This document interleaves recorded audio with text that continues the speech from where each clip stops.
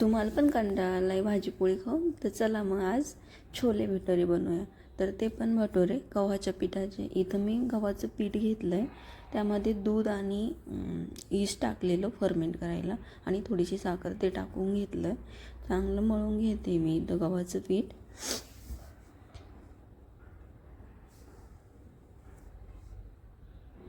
आणि इथं मैद्याचा वापर नाही केला, मी गव्हाचं पीठ घेतलेलं आहे. आणि हे सोपं आहे, भाजीपोळीपेक्षा पण सोपं आहे छोले भटुरे असं मला वाटतं. मी पण फर्स्ट टाईमच ट्राय केले, पण खूप छान झालेले. इथं मस्तपैकी असं दूध टाकून मी पीठ मळून घेतलेलं आहे. मस्त असं गोळा करून घेतला, बघू शकता तुम्ही.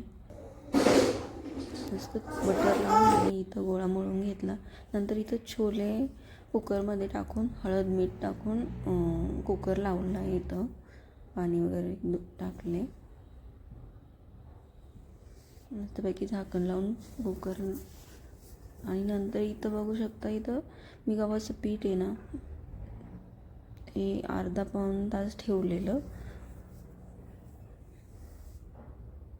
नंतर इथं छोलेची तयारी केली मसाल्याची.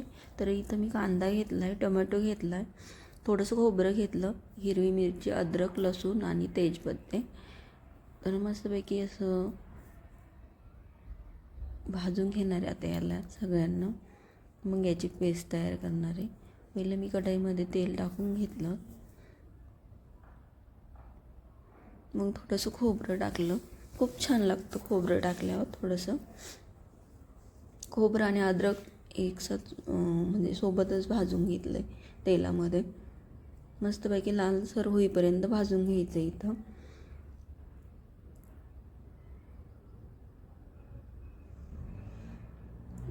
सगळं भाजून घेतल्यानंतर तेलामध्ये खूप छान टेस्ट येते छोलेला आणि दाटसर पण होतं खोबरं टाकल्यामुळे. त्याच्यामुळे मी इथं खोबरं टाकलं आणि मस्तपैकी लालसर असं भाजून घेतलं आहे. नंतर त्याच तेलामध्ये थोडेसे लसूण, कांदा टाकून फ्राय करून घेतले छान. कांदा पण लालसर होईपर्यंत फ्राय करून घेतले.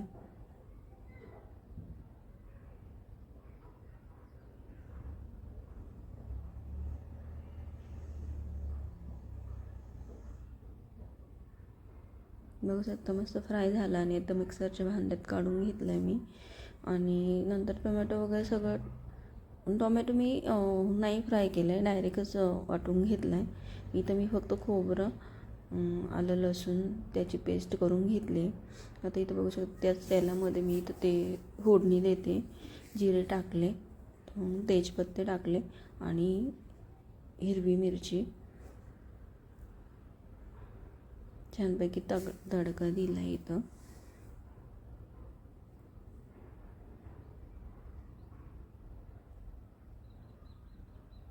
नंतर ही पेस्ट टाकून घेतली त्याच्यामध्ये आणि ती पण तेल सुटेपर्यंत मस्तपैकी परतून घ्यायची.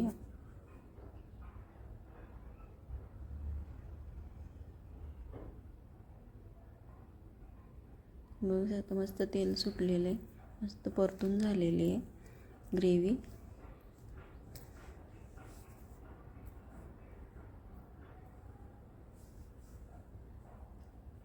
नंतर यामध्ये आपण मसाले टाकणार आहे.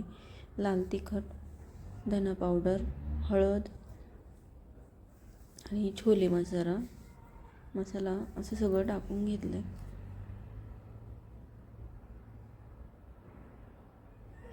आणि परतून घेतली. मग ग्रेव्ही परत आपण तेल सुटेपर्यंत परतून घेणार आहे. खूप छान झालेली आणि नक्की ट्राय करा, कारण की मी पण केलेली भाजीपोळीपेक्षा मला सोपीच वाटली. खूप छान भटुरे पण झालेले. बघू शकता आता इथं छोले मसाला टाकला मी, 1-2 चमचे टाकलेले छोले मसाल्याचे. नंतर परत असं परतून घेतलं छानसं. मग इथं टोमॅटोची प्युरी केलेली ती टाकली मी त्याच्यामध्ये.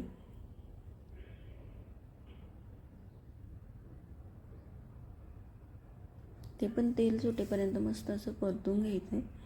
त्यातच थोडीशी कोथिंबीर टाकली मी, परत थोडंसं परतून घेतलं छान. कोथिंबीर टाकली ना ग्रेव्हीतच तर खूप छान फ्लेवर येतो, खूप छान, म्हणजे टेस्ट पण छान येते. कोथिंबीर अशी परतवायलाच टाकायची. मस्तपैकी असं परतून घेतले तेल सुटेपर्यंत. नंतर इथं छोले पण होऊ शकतं, मस्त असं कलर आला. आणि इथं छोले पण झालेले उकडून. इथं मी झाकण ठेवलेलं थोड्या वेळ आणि परत एकदा असं मिक्स करून घेतलं. आणि गरम पाणी टाकायचं याच्यामध्ये, मग छान टेस्ट येते आणि तरी पण येते छोल्यांना.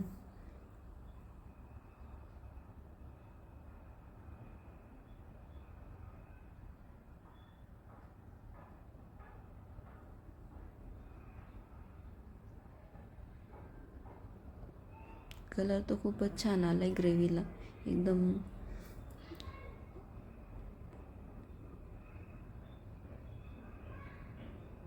नंतर इथं उकडलेले मी छोले टाकले त्यामध्ये आणि गरम पाणी पण.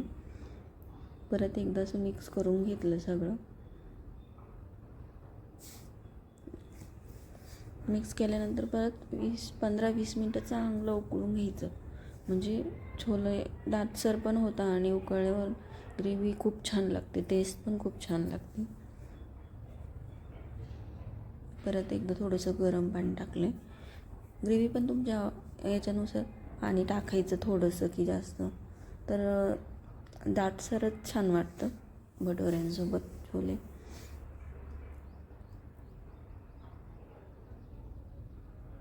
बघू शकता किती छान झालेले. आता इथं भटुरे करायला घेणार मी. पीठ पण चांगलं छान भिजलेलं आहे. बघू शकता की खूप छान जाळी सुटली एकदमच, खूप छान झाले. बघू शकता जाळी.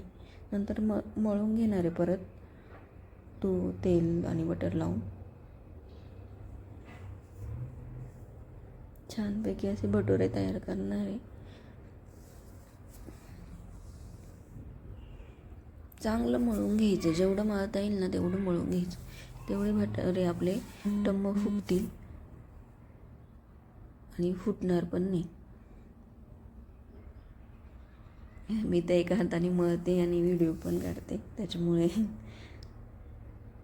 चांगलं तेल लावून असं मळून घेतले. बघू शकता खूप छान झालं.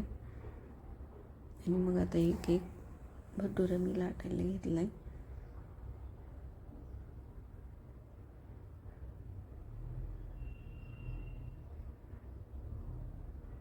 पीठ वगैरे काही लावायची गरज नाही आणि एवढं चिपकत पण नाही, त्याच्यामुळे मग फक्त आपण छान मळून घेतलेलं आहे ना,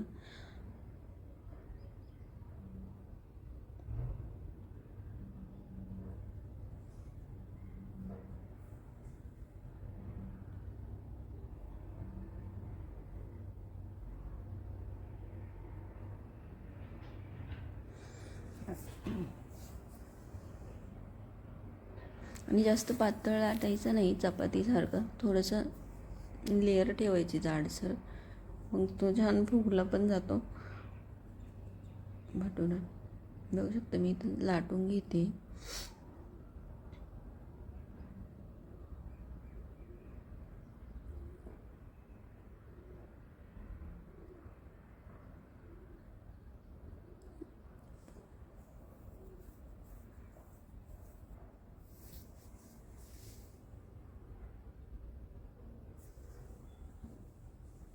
असं वाटतं खूप अवघड आहे बनवायला, पण असं काही नाही.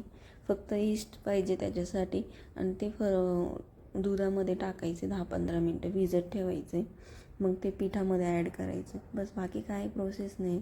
बघू शकता इथं लाटून झालं आहे आणि आता मी भटुरे तेलात सोडते.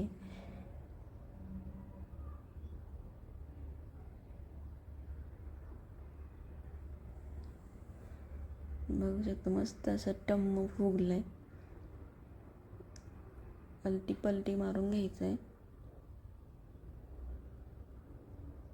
गोल्डन कलर येईपर्यंत. बघू शकता गव्हाच्या पिठाचे भटुरे एक नंबर तयार झालं आहे.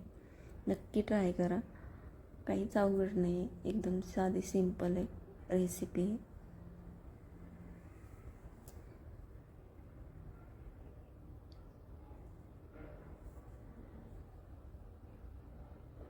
आणि फुल गॅसवरच आपल्याला हे करायचं आहे, भटुरे तळायचे आहे. नाही तर कमी गॅसवर जर तळले तर कडक होतं. मग फुलच गॅस ठेवायचं इथं. बघू शकता मस्त असं टम्म फुगलेला भटुरा तयार झाला आहे. आणि तो पण गव्हाच्या पिठाचा. नक्की ट्राय करून बघा.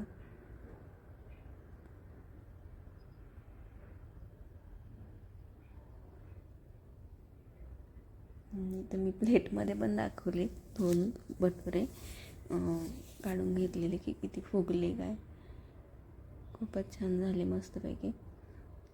आणि इथं आता मी जेवायला पण वाढते छोले आणि भटुरे. बघू शकतो किती छान कलर वगैरे आणि ती पण झालेली खूप छान मस्तपैकी. तर नक्की ट्राय करा.